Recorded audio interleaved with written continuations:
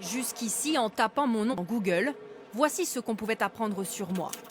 Je m'appelle Charlotte Gillard, j'ai 27 ans et je suis journaliste à France Télévisions. Mais le géant américain, lui, en sait beaucoup plus sur moi. J'en ai fait l'expérience en lui réclamant mes données personnelles, 49 fichiers, dont le téléchargement a pris plusieurs heures.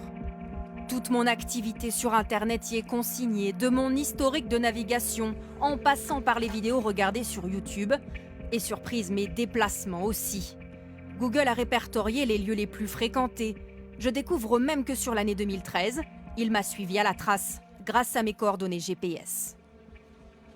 Ici, celle du 19 novembre 2013, il a enregistré tous mes déplacements sur la ville de Bordeaux. Il est capable par exemple de savoir que j'ai pris ma pause déjeuner place de la Victoire, qu'elle a duré approximativement 1 heure.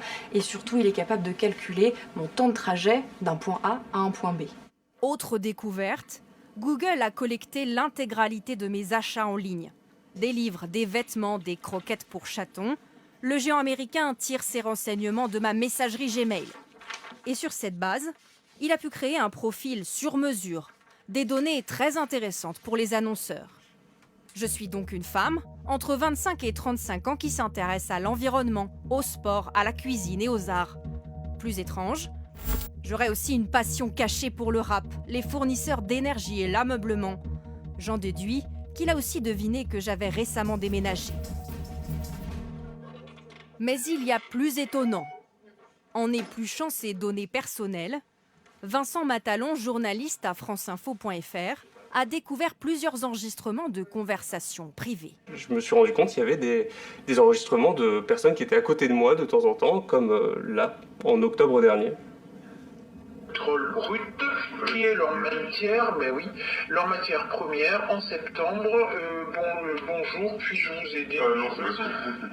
Il s'agirait d'un bug technique de l'application.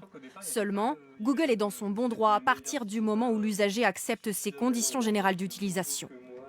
Sollicité, Google rappelle que l'on peut à tout moment supprimer ces données et qu'elles ne sont pas vendues, même s'il concède. Les annonceurs peuvent diffuser de la publicité à un groupe d'individus ayant démontré un intérêt pour le cinéma sur Google par exemple, mais ne peuvent pas diffuser spécifiquement une publicité sur la base d'un profil personnel identifié. Mieux gérer ces données personnelles, une préoccupation pour les Français. Depuis mai 2018, la CNIL a reçu 11 900 plaintes.